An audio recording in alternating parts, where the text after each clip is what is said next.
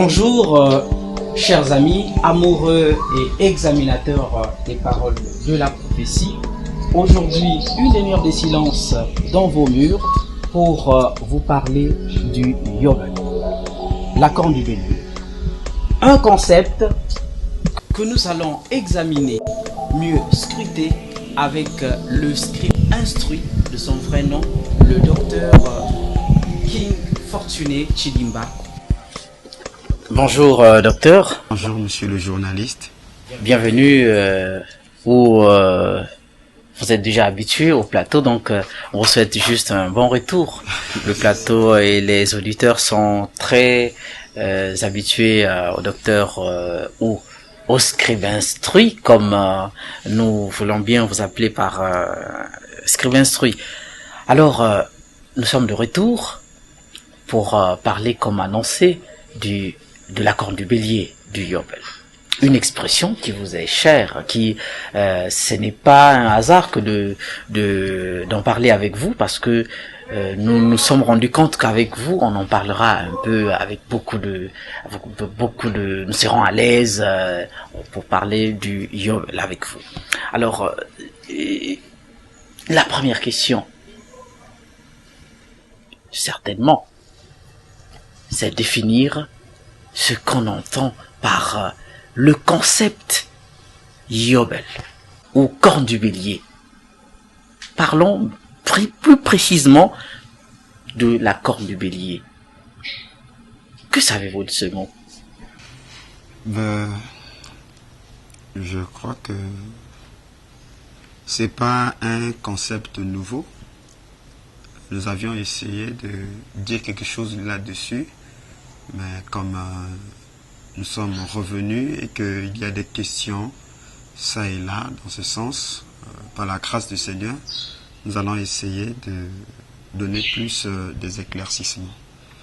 Le concept Yobel, c'est le concept jubilé ou le mot jubilé, mais précisément en hébreu. Et quand nous avons parlé sur la corne du bélier, nous avions dit que la corne du bélier, c'est l'instrument qui jadis fut utilisé lors des solennités jubilaires, c'est-à-dire des services des jubilés ou des cérémonies des jubilés. Et donc l'instrument qui était utilisé pour publier ou pour annoncer le rassemblement pour ce jubilé était la corne du bélier, bien que dans nos Bibles actuelles, précisément la traduction Louis Séguin, il est parlé de la trompette, mais en réalité c'est pas la trompette comme on entend le mot, mais en ce temps-là il était question des cornes de bélier.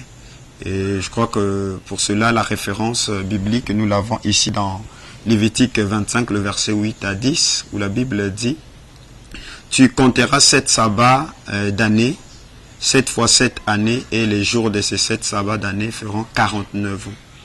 Le 10e jour du 7e mois, tu feras retentir les sons éclatants de la trompette. Le jour des expiations, vous sonnerez de la trompette dans tout votre pays, et vous sanctifierez la 50e année.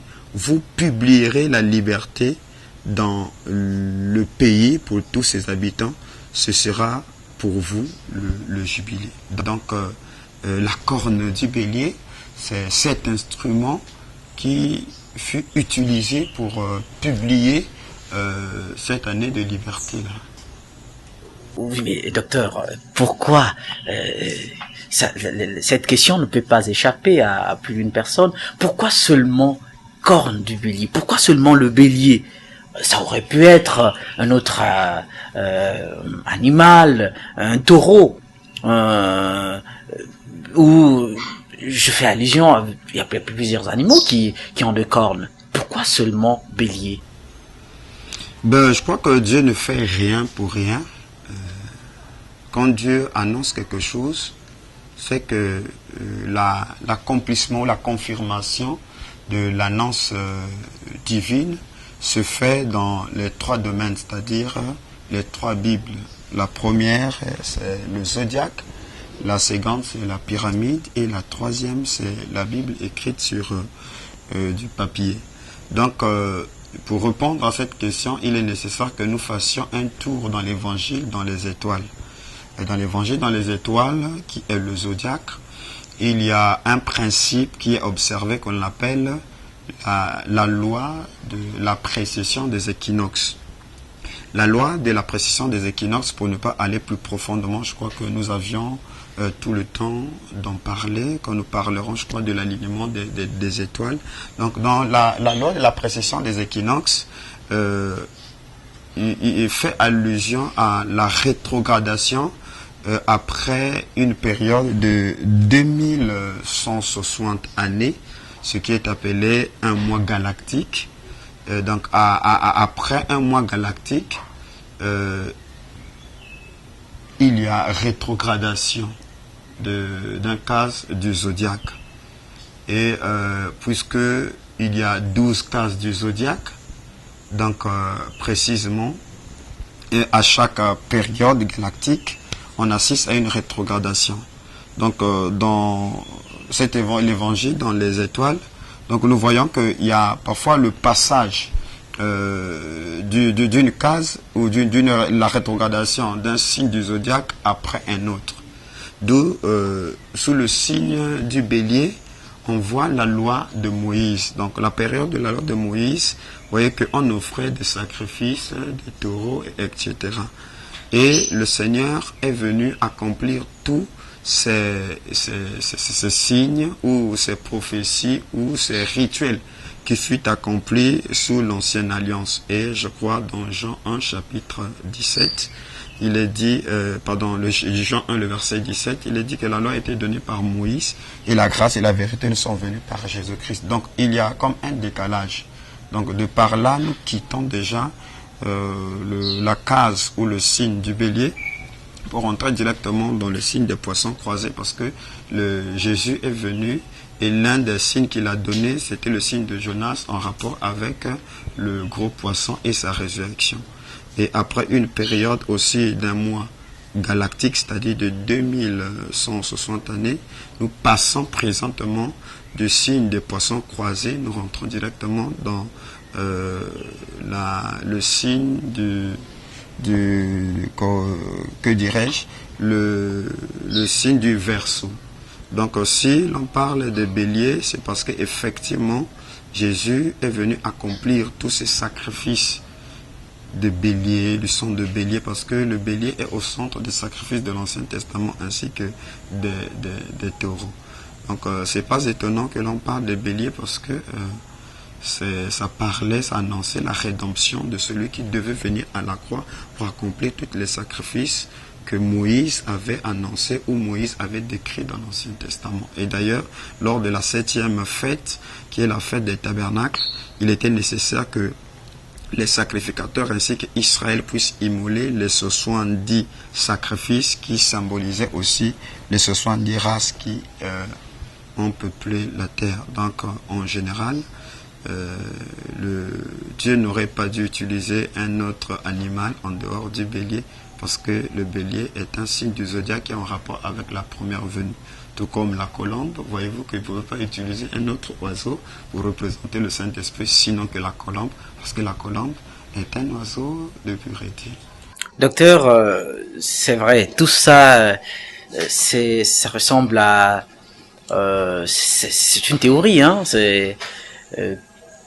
tout celui-là qui est allé à l'école peut avoir un certain nombre, peut développer de cette façon un certain nombre de concepts, mais ce qui est plus important pour nous bien-aimés, nos téléspectateurs, les amoureux des paroles de la prophétie, et ce qu'ils attendent de nous ce soir, c'est il est écrit, c'est-à-dire que vous avez les appuis bibliques et beaucoup plus du côté prophétique. Alors, vous avez dit un certain nombre de choses, beaucoup de choses au sujet du concept corne du bélier. Avez-vous des appuis tant bibliques que prophétiques? Ben, moi, je crois que les appuis bibliques, il y en a, tout comme les appuis prophétiques, parce que euh, Quand nous parlons de prophétique, hein, nous faisons allusion au message. à William Branham. Mais William Branham ne contredit pas la Bible, au contraire, il la révèle. Nous avions dit tantôt que la corne du bélier était l'instrument qui fut utilisé pour propager un message pour le jubilé. Et aussi, c'était aussi des instruments qui furent utilisés pour mettre de l'huile et pour sacrer les rois, les sacrificateurs et autres. Je vais lire une écriture ici dans la Bible. Et dans 1 Samuel chapitre 16, le verset 1er, la Bible dit, l'Éternel dit à Samuel, quand cesseras-tu de pleurer sur Saoul? Je l'ai rejeté afin qu'il ne règne plus sur Israël. Remplis ta corne d'huile et va. Voyez-vous que ceci implique déjà ou insère la notion de la corne. Voyez, donc lorsque nous développons ce concept sur la corne du bélier, voyez que ça fait aussi allusion à une onction spéciale. Toujours dans 1 Samuel chapitre 16, le verset 13, il est dit, Samuel prit la corne d'huile et loignit au milieu de ses frères. Il s'agit ici de David. Encore dans 1 Roi chapitre 1er, le verset 39, la Bible dit, le sacrificateur Sadoc prit la corne d'huile dans la tente et il oignit Salomon. Donc, la corne du bélier était l'instrument qui était utilisé tantôt pour mettre de l'huile, et l'huile est le symbole du Saint-Esprit afin de sacrer les rois, les prophètes, tout cela qui devait être sacré, et même les sacrificateurs. Donc, tantôt dans la Bible, on verra que la corne est parfois attribuée à la puissance que Dieu donne à son oint. D'où William Branham nous montrera aussi que, en effet, l'onction est une personne. Et là, il dit ça dans Dieu dévoilé pour ceux-là qui ont besoin de références prophétiques. Au paragraphe 186, il dit que l'onction est une personne. Le mot Christ veut dire quelqu'un qui est oint. Donc, voyez-vous que la corne, d'où sort de l'huile, est placée sur une personne, et tantôt cette corne devient en elle-même aussi l'onction, où la corne et la personne deviennent la même chose. Et puisque à l'ouverture des sceaux, je crois, dans Apocalypse chapitre 5, il est parlé que l'agneau avait 7 cornes. Et William Branham montre que les 7 cornes sont aussi les 7 églises. Où Branham montre que c'était la corne qui protégeait la parole sur la terre. Et il montrera aussi que la corne tantôt représente le royaume. Dans Apocalypse chapitre 5, deuxième partie, le paragraphe 205, il dit, parce qu'une corne signifie le royaume. Voyez-vous? Donc, premièrement, ce sont les instruments utilisés pour mettre de l'huile afin de sacrer les rois. Et nous avions tantôt dit que aussi lors des solennités jubilaires ou sabbatiques, c'est-à-dire les fêtes étaient publiées au son de la trompette. Et ces trompettes-là, s'il vous plaît, n'étaient pas de métaux, c'était en corne. Et pour appuyer cela bibliquement, je prends les Écritures ici. Dans Lévitique 25, le verset 9 que nous avions lu, voyez-vous que vous allez voir ici, dans la traduction Thompson, qui est la Louis Séguin révisée, dite la Colombe, il dit ceci que le 7e mois, le 10e mois, tu feras retentir le sang éclatant du corps, le jour des expiations. Je crois que c'est Lévitique 23, parce que ici, il s'agit, je crois, des fêtes. Donc ici, au lieu de la trompette, Thompson éclaire. Il fait allusion du corps. Et aussi, parce que ce sont les solennités, parce qu'il y a des fêtes qui étaient publiées au son de la trompette. Parmi ces fêtes, il y a aussi la fête des expiations. Et donc, je suis en train de chevaucher ici des traductions. Et ici, Thompson nous dit que c'était le son du corps. Voyez-vous, ce que Louis Séguin appelle trompette, là, Thompson, lui, il est plus précis pour parler qu'il s'agit du corps. Dans Je vais lire la Torah ici, la Bible est traduite du texte original par les membres du rabbinat français sous la direction du maître Sadoc. Dans Josué, chapitre 6, le verset 4 à 5. Écoutez comment il traduit cela. Tandis que les 7 prêtres précédant l'arche porteront 7 corps retentissantes. Le 7e jour, vous ferez 7 fois le tour de la ville et les prêtres sonneront du corps. Le verset 5. Lorsque la corne retentira, la corne retentissante émettra un son prolongé, tout le peuple, en entendant le son du corps, poussera un grand cri de guerre. Et toujours dans Thompson aussi, le même verset, Thompson dit ceci: 7 sacrificateurs porteront 7 corps de bélier devant l'arche. Voyez-vous, dans Louis Séguin, on vous dira qu'ils porteront 7 trompettes. Mais ici, ces traductions sont plus précises pour montrer qu'il s'agit des corps de bélier. Quand on fera retentir la corne de bélier, quand vous entendrez le son du corps, tout le peuple poussera un grand clameur. Une grande clameur. Donc voyez-vous que ici, j'aime ces traductions-ci parce que ce sont des traductions qui sont un peu plus proches de la réalité. Pour aussi la traduction Tob, le même verset ici dans Josué 6, le verset 5, il dit: quand retentira la corne de bélier, quand vous entendrez le son du corps. Donc ainsi, pour dire que il y a des appuis bibliques, et je crois que je viens de les lire, en ce qui concerne la corne du bélier.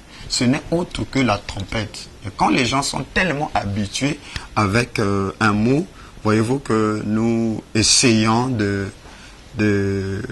chercher un autre mot actualisé, effectivement, pour donner un peu de l'énergie ou de la vibration à la chose, afin que ça puisse pousser, surtout la jeune génération, à aller un peu fouiller dans la parole. Je vais rappeler aux téléspectateurs amoureux des paroles de la prophétie que ce soir, nous sommes en train d'examiner les paroles de la prophétie et avec pour point central le Yobel ou la corne du bélier. Notre invité est le docteur King Fortuny. Docteur, vous avez lu un certain nombre d'appuis bibliques et ça va faire du bien à ceux qui sont attachés à cette émission. Mais tout cela, c'est vrai, c'est pour soutenir votre thématique, hein, votre concept, pas votre concept, mais le concept que nous sommes en train d'examiner parce qu'il est biblique. D'accord. Jusque-là, nous sommes d'accord qu'il est biblique. Mais est-ce que le prophète William Branham a-t-il fait également usage de ce concept, ou c'est juste vous qui avez scruté cela dans la Bible et pour vouloir en faire du tollé? Moi, je crois que nous ne pouvons pas nous aventurer dans un terrain où on n'a pas des appuis, s'il vous plaît. Donc aussi, nous avons parlé du concept, la corne du bélier.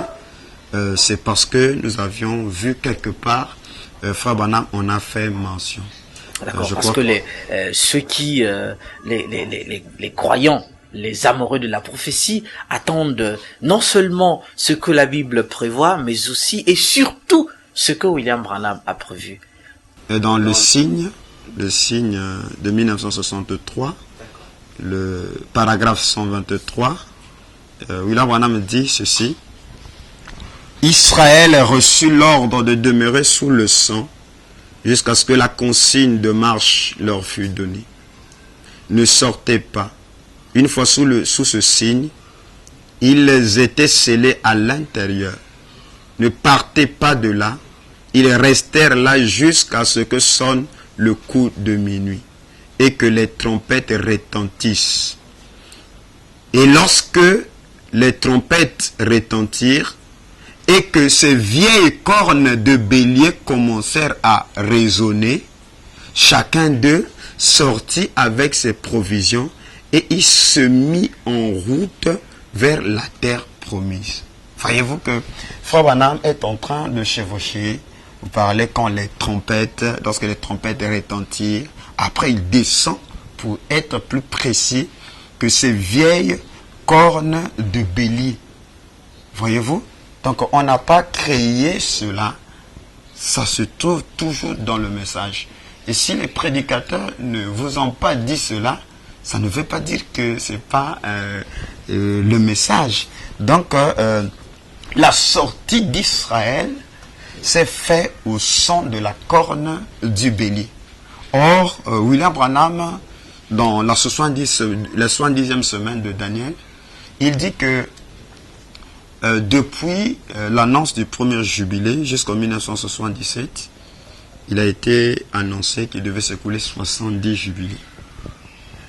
Et donc le premier jubilé a été publié au son de la corne du bélier, parce que jubilé, Branham dit qu'il s'agit de monter, il s'agit de la délivrance, donc, ou la rédemption, parce que le jubilé, c'est le retour vers l'héritage promis. Donc Dieu a d'abord accompli ce jubilé-là en Israël, par Israël, en le faisant sortir de l'Égypte vers le pays de Canaan, en le délivrant de la servitude. Et cette délivrance de la servitude s'est fait quand ces vieilles cornes de bélier sonnèrent. Lorsque la corne du bélier a sonné, le cri de minuit a retenti. Voilà comment ils se mirent en marche. Ça, nous sommes dans le premier exode. Voilà pourquoi je crois aussi que, suivant ces principes des exodes, nous sommes dans le troisième exode. Et sous le troisième exode, il y a aussi la corne du bélier qui a sonné, qui nous a mis en marche vers la terre promise. Donc, autrement, la corne comme étant une puissance, la corne étant comme l'onction, ça veut dire que c'est une onction qui descend. La corne étant aussi un message qui est publié pour nous ramener à notre héritage premier. C'est bien sûr le message. Et j'aimerais aussi faire remarquer, avant de terminer, lors des lois qui furent instituées par Moïse, il était annoncé que Josué devait établir ou placer le peuple dans les villes de refuge qui étaient bien sûr au nombre de 6.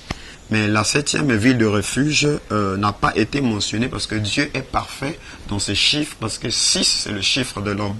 Mais la ville de refuge, la 7e, apparemment est restée mystérieuse.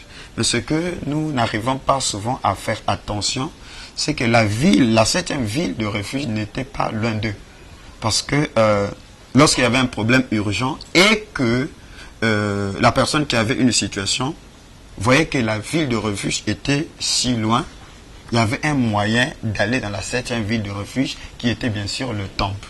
C'est la raison pour laquelle les deux hôtels, que ce soit l'hôtel des parfums ainsi l'hôtel de sacrifice, il est parlé qu'il y avait les cornes aux 4 coins de l'hôtel. Donc ces cornes-là, quand quelqu'un avait un problème, il venait saisir les cornes. D'où vous verrez Adonija, lors de la révolte avec, je crois, Sadok et, je crois, l'un des sacrificateurs et Joab, ils ont voulu fomenter un coup d'état pour remplacer Adonija à la place de Salomon. Et lorsque ceci a été démantelé, Adonija alla dans le temple et on dit il saisit les cornes. D'où on a informé à Salomon que ton frère a saisi les cornes. Et par cet acte-là, il était impossible qu'il soit tué. Parce que les cornes de l'autel étaient aussi une ville de refuge. Parce que le sang expiatoire était placé sur la corne. D'accord. Alors, toujours la corne, en lisant, vous avez parcouru beaucoup de traductions. Il y a une traduction qui a attiré mon attention, c'est la traduction Tob. On n'a pas l'habitude de lire cette traduction. les téléspectateurs ont certainement sursauté d'entendre un docteur de votre calibre de renvoyer de faire référence à Tob, alors que cette traduction est souvent comme un peu à la anathème, hein. Bon, cela dépend. Voyez-vous que pourquoi vous parlez de l'anathème de la traduction Tob? Bon, je ne pourrais pas peut-être conseiller quelqu'un d'avoir juste la Bible Tob. Mais en tant que chercheur ou étudiant de la parole, vous êtes appelé à chevaucher sur plusieurs traductions, voyez-vous. Et aujourd'hui, on n'est pas obligé d'avoir plusieurs Bibles. On a des moteurs de recherche, c'est-à-dire des programmes que je peux conseiller aux gens comme la Bible online, où vous pouvez lire un verset sur plusieurs traductions, à partir de la Septante, la Vulgate, jusqu'à toutes ces traductions, et chercher à voir là où les traducteurs de telles traductions ont donné plus d'éclaircissement. On a miroité certainement Tob parce que cette traduction inclut le livre de Maccabée. Mais les livres de Maccabée ne font pas partie de ce qu'on appelle les canons de la Bible, c'est-à-dire les écritures sacrées. Mais l'historicité des Maccabées, ces révoltes et tout ça, comment ils sont arrivés jusqu'à purifier le temple, vous ne pouvez pas parler du livre de Daniel, des guerres dont Daniel fait allusion, sans faire partie de l'historicité ou l'accomplissement de ces prophéties de Daniel dans le temps, mais qui se sont accomplies bien sûr pendant la période de la révolte des Maccabées. D'accord. Alors c'était juste une parenthèse parce que je sais que dans les rouages, dans le monde dit du message, souvent la Bible Tob est diabolisée, hein, alors que vous-même vous êtes du message, donc vous faites bref. C'était, comme je l'ai dit, une parenthèse. Plus que diabolisé, voyez-vous qu'il est parlé que le temple sera souillé et le péché qui amènera l'abomination et la désolation sera installé, et que c'est après une période de 2000, je crois, 300 jours et nuits que le temple sera purifié.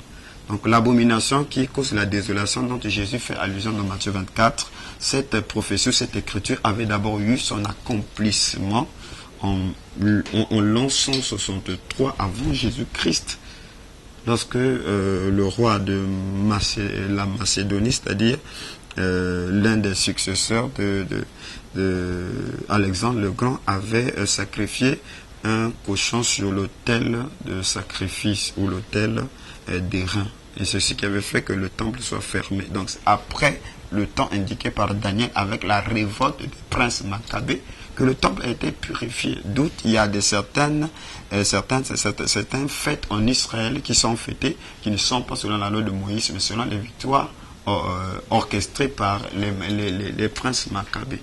Et donc on ne peut pas parler du livre de Daniel sans faire allusion à cette partie historique. Et pourtant cette partie historique ne fait pas partie des canons de la Bible, tout comme il y a beaucoup de livres qui ne font pas partie de la Bible, mais qui sont la Bible. D'accord. Alors ça, ce n'était pas dans l'accord du Bélier, mais c'est parce que en passant, vous avez fait référence à Tob. Alors, docteur, nous arrivons progressivement vers la fin de ce numéro. Il faut rappeler aux téléspectateurs que sur ce plateau, vous avez le docteur King de White Eagle Tabernacle de Pointe-Noire. Alors ce soir, nous sommes sur le Yobel ou l'accord du Bélier. Vous pouvez trouver cette émission en dehors de ce que vous suivez en direct pour ceux qui sont ceux qui suivent en direct, mais aussi sur les réseaux sociaux. Et vous avez le site web, le site officiel de l'émission qui s'affiche sur votre petit écran, chers téléspectateurs. Je dois encore vous informer qu'au prochain numéro, au tout prochain numéro, nous aurons sur ce plateau le Dr King pour parler. Nous en avons discuté tout le long de cette émission, ou ce numéro. Vous avez parlé des solennités sabbatiques. Alors, cette expression, nous l'avons soulignée. D'aucuns diront, c'est quoi? Et certainement que d'autres savent. Mais pour le bien du public, le bien-être universel, on aimerait revenir là-dessus au tout prochain numéro pour savoir un peu ce qu'on sait de ce que vous savez, vous, des 3 solennités sabbatiques. Alors, à vous, chers téléspectateurs, il ne me reste plus qu'à vous dire un grand shalom et à très bientôt. Surtout, prenez soin de vous. À vous aussi, docteur. Parce que nous devons nous retrouver ici. Vous devez vous sentir à l'aise, vous devez être en bonne santé. Et ça, je suis sûr que le Seigneur tiendra parce que vous êtes très cher à cette émission. À très bientôt.